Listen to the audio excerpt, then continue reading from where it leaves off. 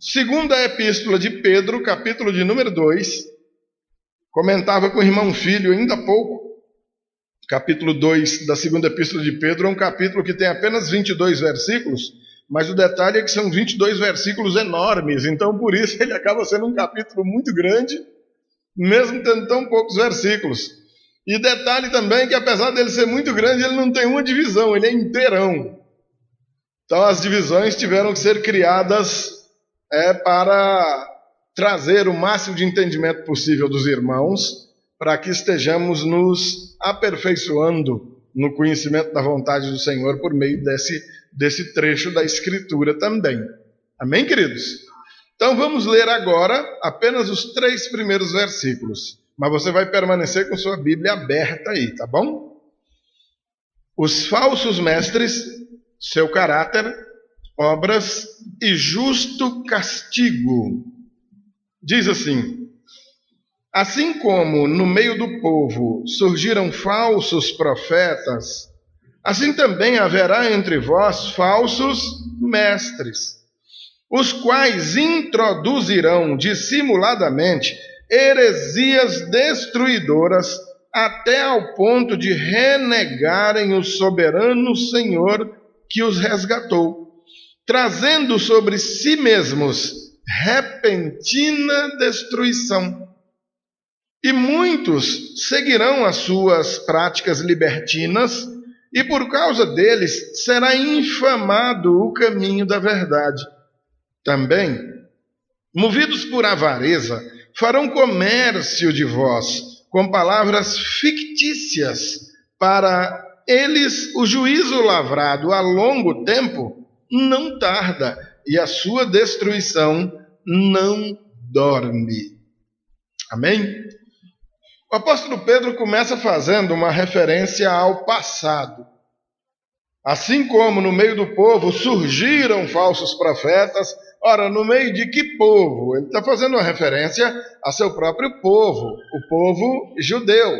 Logo, ele está fazendo uma referência clara e bem direta ao que nos é relatado de modo bem facilitado em todo o Antigo Testamento. Toda a história bíblica do Antigo Testamento está repleta da presença dessas figuras que ele está retratando aqui, às quais ele está se dirigindo. Esses que ele chama de falsos profetas. Existem os falsos profetas, assim como sempre existiram os profetas verdadeiros. Nós conhecemos alguns profetas, alguns deles o Antigo Testamento cuidou em apontar até o momento em que Deus os chamou, ou que Deus os capacitou para uma determinada missão. Alguns aparecem, ninguém sabe de onde veio, ninguém sabe quem era o pai, ninguém sabe qual a cidade que ele nasceu, dali ninguém sabe para onde ele foi, onde foi que ele morreu e foi enterrado. Alguns deles têm essas características. Um profeta muito famoso, por sinal, um de nome Natã, não sabemos de onde ele veio, mas sabemos do ministério importantíssimo que ele cumpriu, o de levar o recado de Deus para o rei Davi, quando o rei comete adultério com a esposa de Urias, a Batseba, que futuramente depois, numa outra barrigada, vai ser a mãe do rei Salomão e outros feitos desse profeta. Alguns são chamados ainda crianças, outros são chamados depois de adultos, outros recebem uma transferência ministerial, no caso do profeta Eliseu, que recebe do profeta Elias, então, e assim sucessivamente. Mas sempre existiram e sempre foram, preste bem atenção, amado, sempre foram muito poucos no meio do povo, os profetas de Deus, aqueles que Deus verdadeiramente chamou. Estão entendendo, amados? Agora, eu preciso deixar claro também que sempre teve um monte de profeta no meio do povo. Vocês que estão acostumados a lerem o Antigo Testamento, já devem ter visto demais.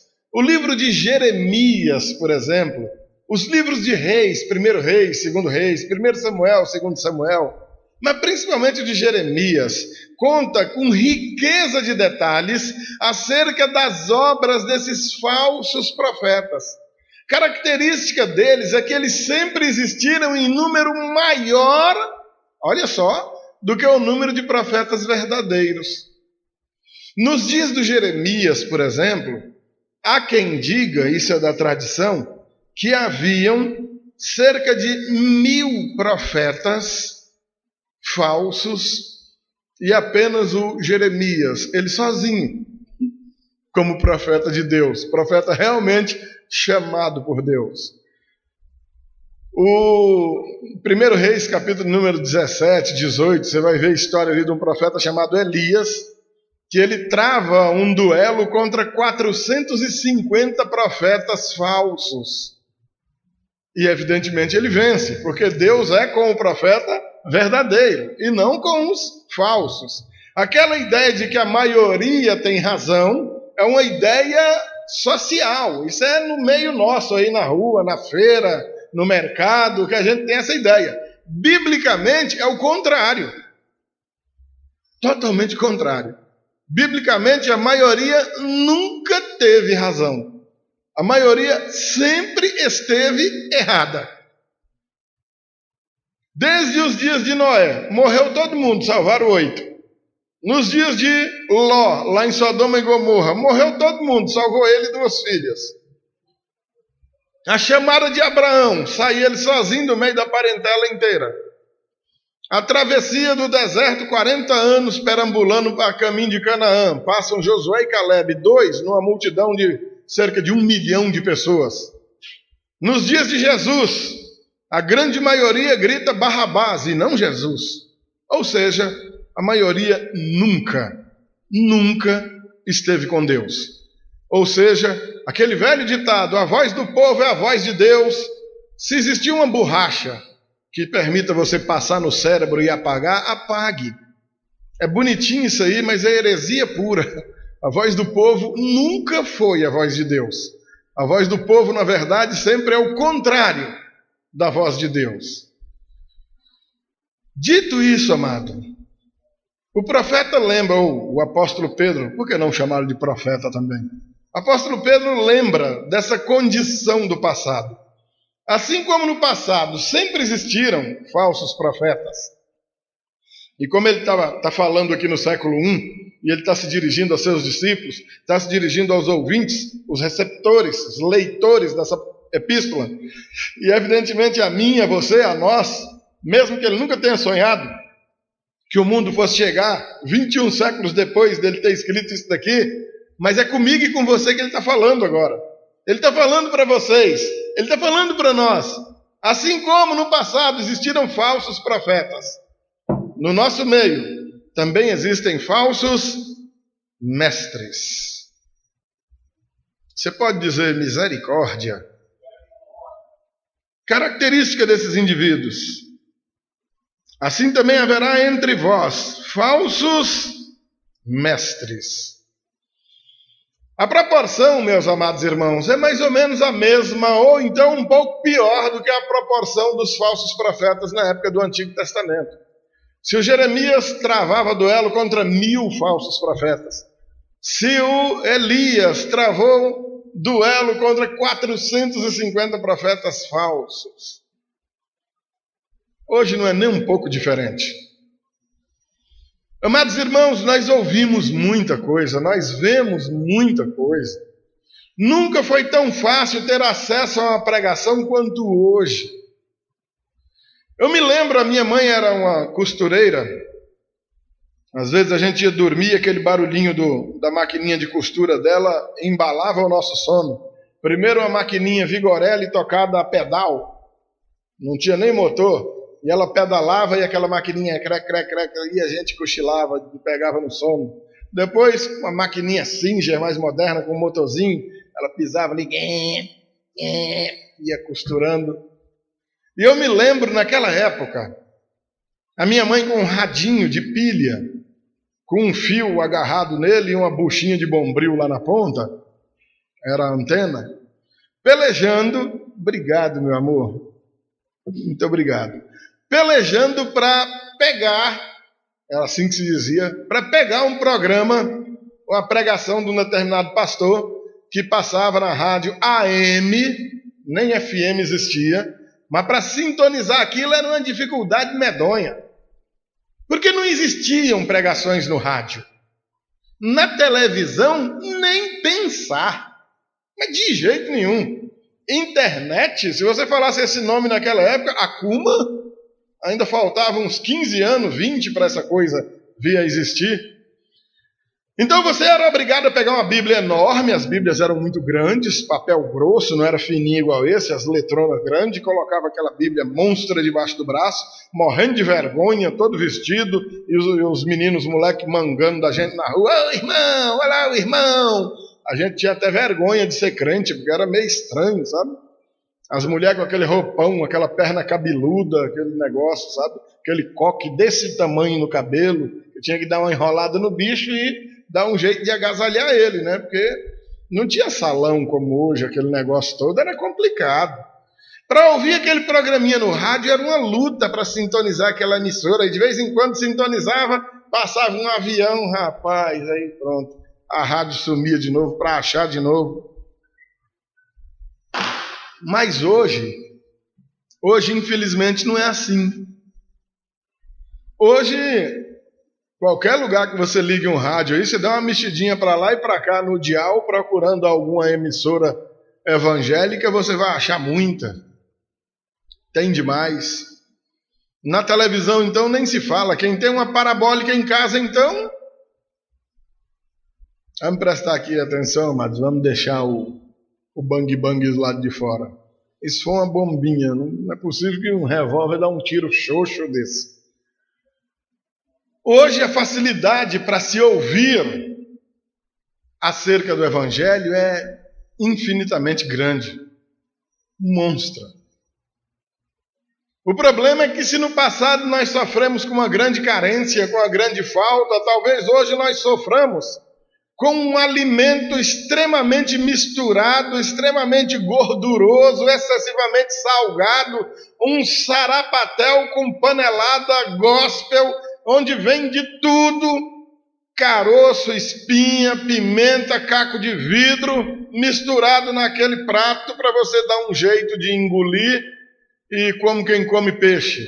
Saber comer a carne e cuspir as espinhas, porque senão você está morto. Se não comer a carne, você fica com fome. Se engolir as espinhas, você se engasga. Como fazer para identificar, no meio de tantas vozes, o que é de Deus e separar do que não é de Deus? Conversando com pessoas antigas aqui da cidade, pessoas antigas mesmo, pessoas com mais de 80 anos de idade já me contaram histórias acerca de evangélicos que tentaram pregar a palavra aqui em União, anos atrás, e foram hostilizados. Foram botados para correr, outros insistiram e foram pelejando assim mesmo, aí aos trancos e barrancos. Nasceu ali a Assembleia de Deus, aquela da Rua 7, já tem mais de 70 anos em União. A coisa era assim, era dureza. E hoje a gente sabe que já não é mais a mesma coisa. Raramente você anda num bairro onde não tenha uma igreja. É verdade ou não é? Mas o que se tem sido pregado para o povo? Afinal de contas, tudo que reluz é ouro. Qualquer pessoa que põe uma Bíblia debaixo do braço e grita um aleluia, glória a Deus, é um servo de Deus apto a pregar a palavra de Deus. Nós nos colocamos em situação delicada, nós pastores. Porque as pessoas são facilmente iludidas com aquilo que ouvem, principalmente com aquilo que veem. E alguns chegam para mim me dando bronca. Pastor, conversa, pastor. Aquilo lá é um homem de Deus, lá tem cura. O povo está orando em língua, Deus está batizando com o Espírito Santo. Eu digo amém, meu irmão, mas não passa muito tempo, a notícia vem, pastor, a casa caiu por lá, o pastor aprontou uma presepada.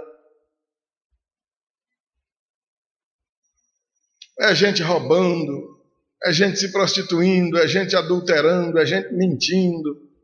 Tem de tudo no meio desse sarapatel que eu falei para vocês. Mas o cabo está com a Bíblia na mão, lê inclusive um versículo ou outro, dá um glória a Deus, você fala, está aí o profeta de Deus, está aí o mestre da palavra. Mas infelizmente não é, meus amados. E que não lessem inclusive uma vez apenas, não, 2, 3. Leia toda semana, porque durante todo esse mês a gente vai pregar acerca dessa segunda epístola de Pedro. Mas no dia de hoje a gente só vai conseguir dar uma introdução nesse capítulo 2 aqui. E eu peço a você encarecidamente, leia em casa, para que domingo que vem e no outro domingo chegue todo mundo afiadinho aqui para a gente entender tudo quanto a palavra está nos trazendo de conselho, de repreensão, de instrução. Amém, queridos? Vamos lá. Assim como no meio do povo surgiram falsos profetas, assim também haverá entre vós falsos mestres, os quais introduzirão dissimuladamente heresias destruidoras. Primeiro, amados, o que são heresias? Heresias são deturpações do ensino correto. Existe o ensino correto, o ensino prudente e verdadeiro, e qualquer deturpada que você dá nele, você transforma-o numa heresia. Chama-se de adulteração. Já contei essa ilustração aqui, vou contar mais uma vez. O que é uma gasolina adulterada? Você vai no posto de gasolina, abastece seu carro, tua moto, quando você anda um pouquinho, o carro começa a engasgar, a moto apaga, aí você vai na oficina, o mecânico tira aquela gasolina, metade é gasolina, metade é água, aquela gororoba desajeitada, aí você botou uma gasolina adulterada. Ou seja, adulteraram a gasolina. A fórmula dela não é mais a original. Por isso ela não presta. É por isso que o adultério no casamento é algo que não presta. É algo que foi feito para funcionar de uma maneira e alguém coloca alguma coisa no meio dele que não deveria existir. Por isso o nome adultério. E assim sucessivamente, depois a gente explica mais sobre esse tipo de adultério. Heresia é exatamente isso, é uma adulteração da doutrina verdadeira. Na maioria das vezes, o grande problema da heresia é porque ela se parece muito com a verdade. Porque se ela não parecesse, ela não enganaria ninguém. Ninguém chama um macumbeiro de herege. Ninguém chama um ateu de herege. Hereges são crentes, cristãos, são padres, pastores, diáconos, presbíteros, que deveriam estar anunciando a verdade pura, simples para o povo, e não obstante estão entregando para o povo um alimento adulterado. Assim como aquela gasolina que vai fazer mal para o motor, vai uma palavra que vai fazer mal para a vida de quem a ouve e de quem a coloca em prática. Simples assim. Mas pastor, mas ainda está difícil. Como é que eu vou identificar essa marmota? Ele anda com um crachá, é? Como eu disse no começo, amados, só existe uma maneira de se combater a mentira. Por meio do conhecimento da... Jesus vai dizer isso no Evangelho de João, capítulo 8, versículo 32. E conhecereis a verdade, e a verdade vos libertará. Simples assim. Muito simples. A polícia pega um camarada, acusam o camarada de crime, o cara vai preso gritando, eu sou inocente, eu não roubei nada, eu não matei ninguém, mas alguém diz, não, foi ele mesmo, eu vi, o cara vai preso e passa uma temporada na cadeia e apanha dos outros e aquele negócio todo, até que um belo dia se pega o bandido de verdade. Não, rapaz, quem fez aquilo lá fui eu, aquele coitado que está preso lá inocente. Aí vai e solta aquele coitado que foi preso em virtude de uma mentira, porque até que enfim a verdade apareceu. A mesma coisa acontece com o Evangelho. Todos nós, e principalmente nós brasileiros, praticamente nascemos com alguma religiosidade no sangue. Nossos antepassados receberam alguma coisa e botaram na cabeça que aquilo era verdade, e assim ela foi se propagando. E existe no meio da nossa sociedade pessoas que batem o pé e dizem: eu não mudo nunca, eu aprendi assim, eu cresci assim, minha avó me ensinou assim, minha mãe me ensinou assim, eu estou ensinando assim para meus filhos, nós vamos morrer assim, pronto, acabou. De uma brutalidade, de uma irracionalidade terrível. Porque está engolindo uma mentira, acreditando piamente numa mentira e sem nenhuma disposição para conhecer a verdade. Tem culpa? Não, não tem culpa. De terem lhe ensinado uma mentira? Não, não tem culpa. Mas e de estarem permanecendo nela, e já passam a ter. A verdade é pregada aos quatro cantos do mundo. O Senhor já deixou isso claro, ela não é omitida de ninguém. Isso faz parte da graça e de toda a misericórdia do bondoso Deus. Mas alguns, lamentavelmente, se ofendem com a verdade e não estão dispostos a ouvi-la. Não querem ouvi-la.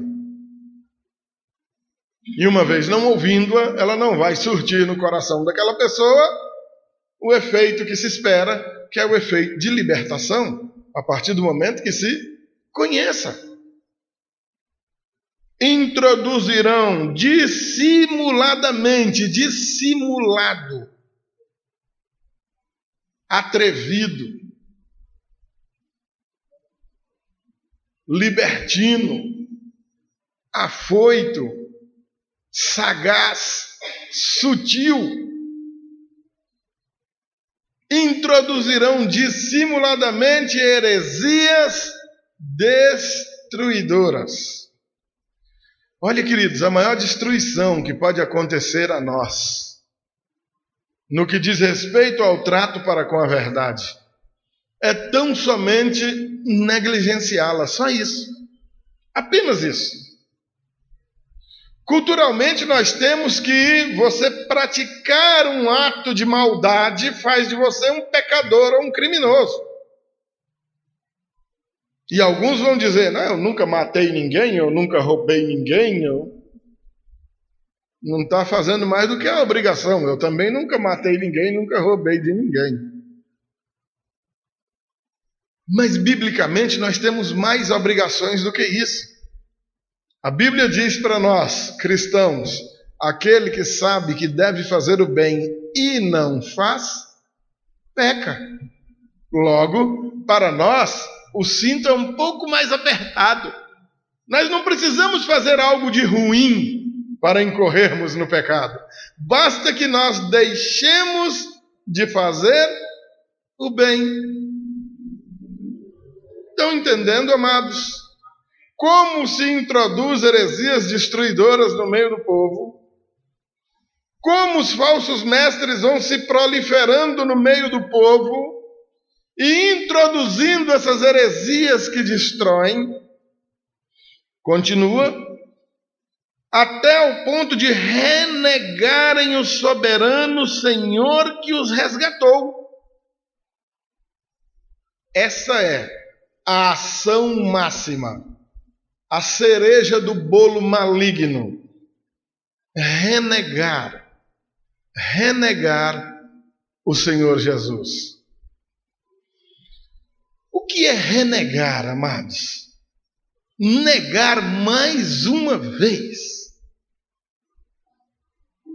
Queridos, prestem atenção.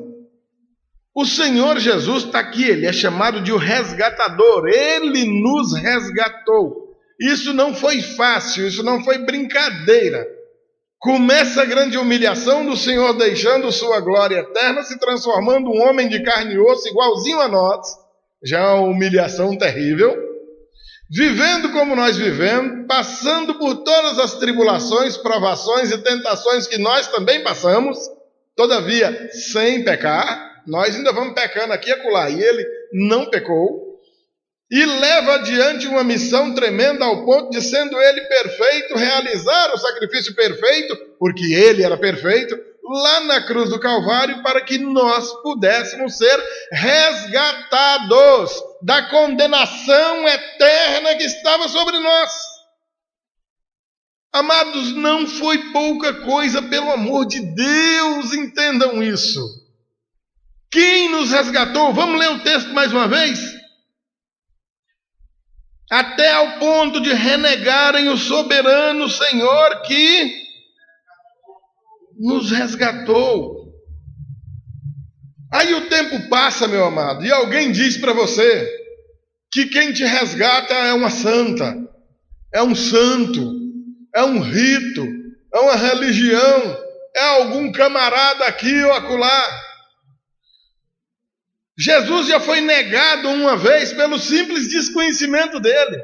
E nós incorremos na terrível situação de renegá-lo, instruídos por falsos mestres que querem dividir a glória do Senhor que nos resgatou com um monte de gente.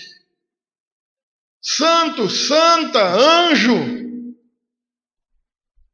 Vocês estão compreendendo, meus amados irmãos, como a sutileza é grande, como a sagacidade do falso ensino é perigosa. Os ares são de piedade, de bondade, de santidade, mas o fim é fim de morte. O fim é renegar o Senhor. O sacrifício foi feito por Ele, Ele veio, o Senhor, Deus Pai, enviou o Filho para nos salvar. Criaram um monte de secretários, de secretárias, de adjuntores, auxiliadores, intercessores, mediadores, atropelando, rasgando, pisando em cima de uma palavra pura, simples e verdadeira. Atos capítulo 4, versículo 12, porquanto não há debaixo do céu nenhum outro nome dado entre os homens, pelo qual importa que sejamos salvos, a saber, Jesus Cristo.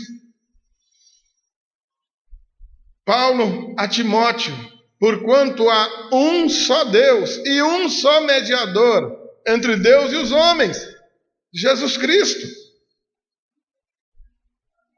Estão entendendo, meus queridos, o que ao longo de séculos ou de milênios o falso ensino dos falsos mestres vai introduzindo, ou foi introduzindo, ou vem introduzindo no meio do povo de Deus? Está compreendendo, meu amado irmão? Estão compreendendo, amadas irmãs?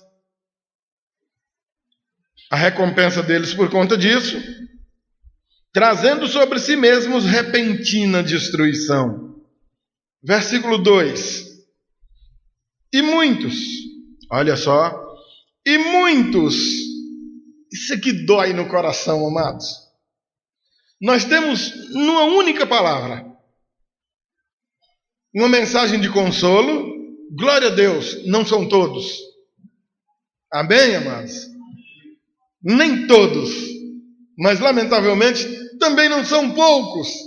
A Bíblia está dizendo, muitos, o que? Seguirão as suas práticas libertinas. Olha, queridos, nós, pregadores do Evangelho, herdamos sobre nossos lombos a infeliz missão de sermos antipáticos, chatos, pouco amados, ou até odiados, por conta da mensagem que precisamos entregar. Impopulares, às vezes até antiéticos, politicamente incorretos, por conta da mensagem que precisamos entregar. Não é nem um pouco confortável ser portador de notícias quando elas são ruins, Mas glória a Deus que a notícia que o Senhor tem nos encarregado de entregar é uma notícia boa, chamada de evangelho, ou seja, boa nova. Mas que lamentavelmente desagrada a muitos. Porque esses muitos que o versículo 2 está dizendo aí não gostam da verdade. Os corações deles se enchem de alegria quando eles ouvem a mentira. Paulo fala disso também para Timóteo, dizendo que chegaria um tempo em que a sã doutrina provocaria coceira nos ouvidos dos homens. O termo usado é comichão nos ouvidos.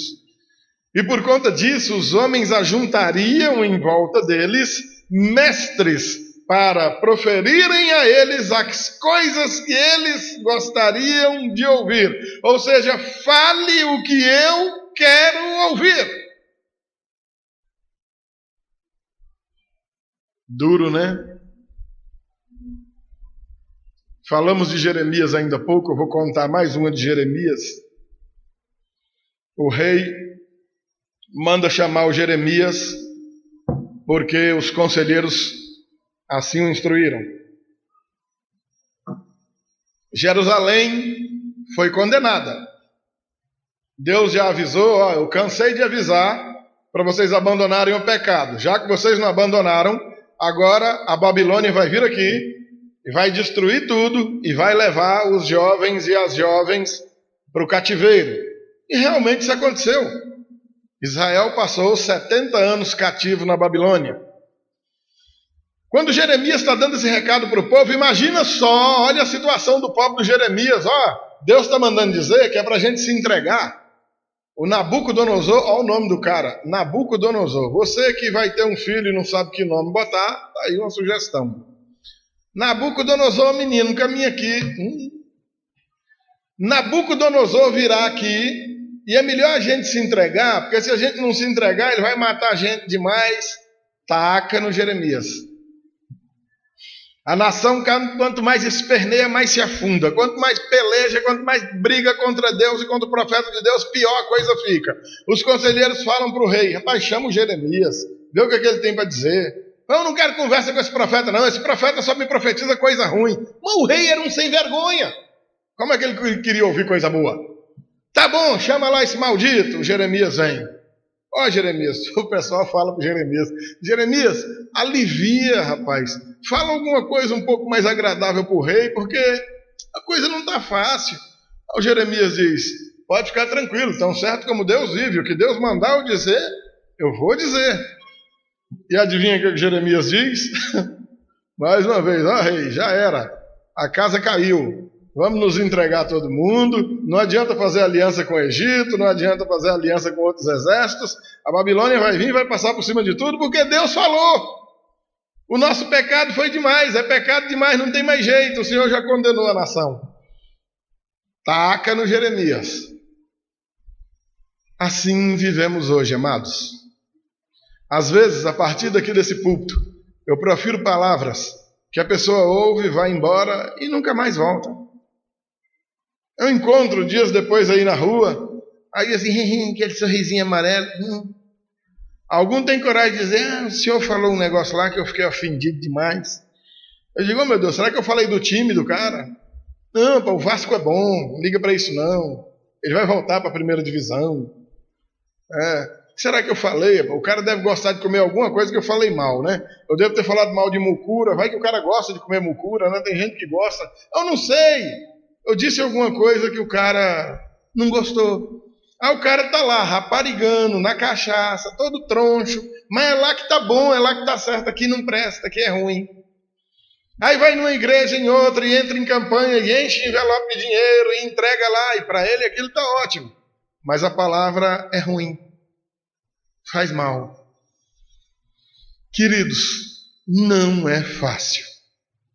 Conviver com a realidade dessa, descrita aqui no versículo de número 2, para nós é muito pesado. Por mais que a gente se empenhe por apresentar um evangelho purinho, simplesinho, a palavra está dizendo que esses falsos mestres eles se introduzem dissimuladamente, largando heresias destruidoras no meio do povo. E o versículo 2 vem dizendo que muitos, não são poucos, muitos vão amar essa lenga-lenga, eles vão adorar essa conversa mole. Eles não vão gostar do evangelho, mas dessa porcaria eles gostam demais. E muitos seguirão as suas práticas libertinas. E olha o desfecho. E por causa deles será infamado o caminho da verdade. É por isso que você ouve aqui e acolá, rapaz, mas existe crente safado nesse mundo. E eu tenho que dizer, é verdade, rapaz, mas tem não é pouco não. Crente mentiroso, crente caloteiro, crente violento, crente vingativo, crente rancoroso, mas é evangélico. Às vezes a pessoa para, pastor, aquela criatura é lá de sua igreja, a igreja é até minha agora, é de sua igreja. Eu digo, rapaz, de vez em quando aparece por lá, pastor, ser crente igual aquela criatura, Deus me livre. Eu falei, rapaz, é verdade, você tem razão. Tu anda ensinando isso lá, pastor? Ensino não, rapaz, mas infelizmente não é exatamente o que a gente ensina que ele quer aprender, não. Ô, amados, como pastor ouvir isso dói demais.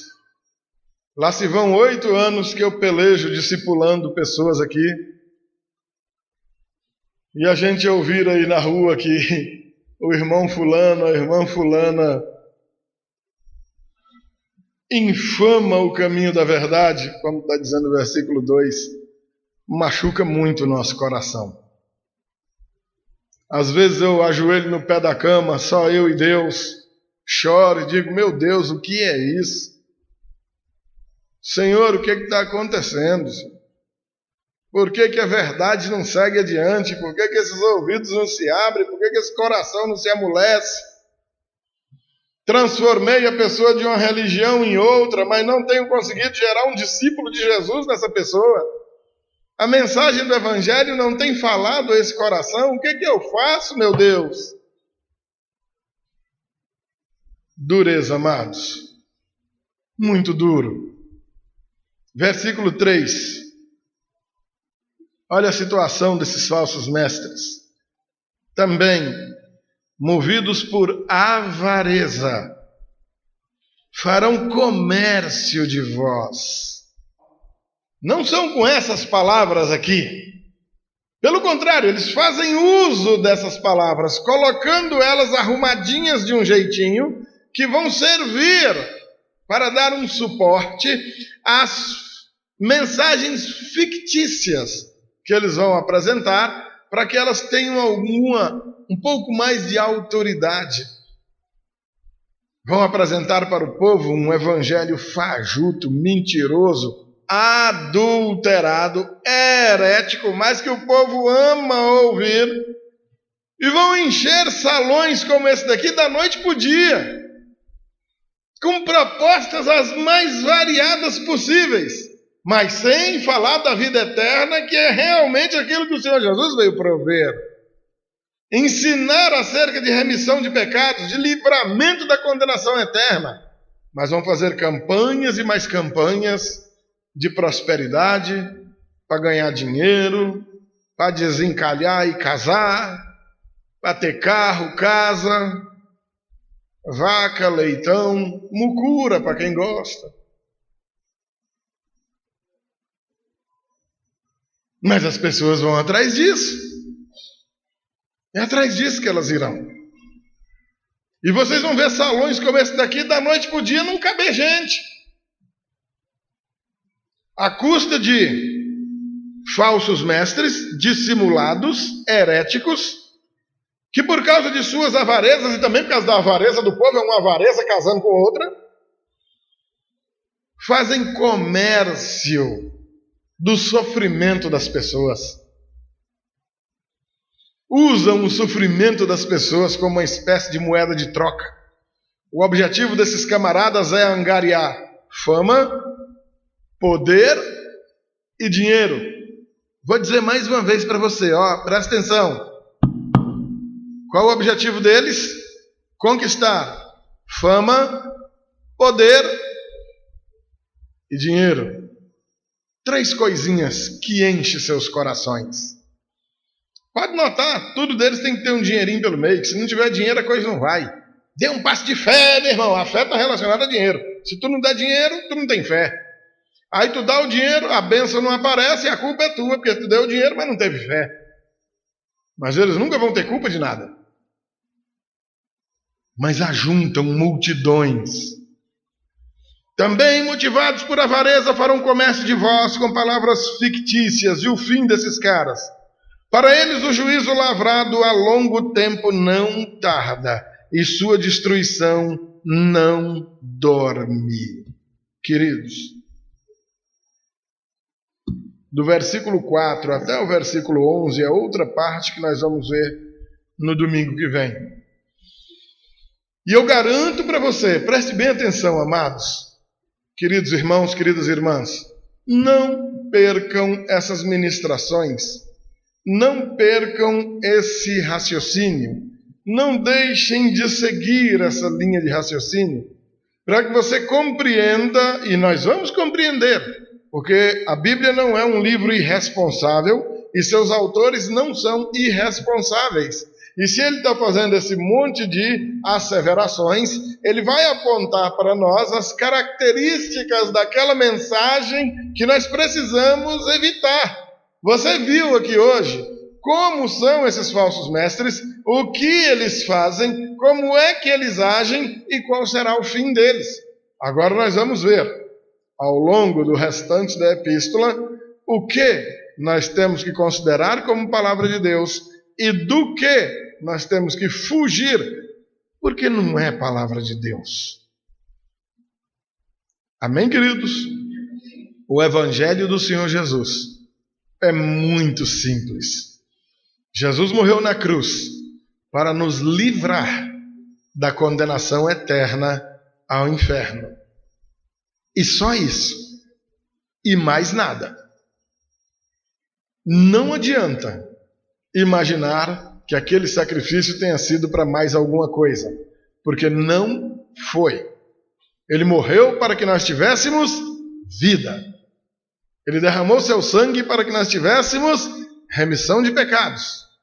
Jesus não morreu para te dar marido, esposa, carro, casa, emprego, dinheiro, saúde. Alguns aqui serão saudáveis, alguns não serão. Alguns serão doentes e ele vai curar, alguns ele não vai curar, porque ele sempre foi soberano, continua sendo soberano e sempre será soberano. Nós clamamos pela misericórdia dele, porque sabemos que ele é misericordioso, mas compreendemos a soberania dele, porque entendemos que ele faz o que quer, para quem quer, como quer, onde quer, se quiser. E a nossa obrigação é obedecê-lo, nos rendermos a ele, identificando como Senhor de nossas vidas e para a vida eterna. Amém, amados?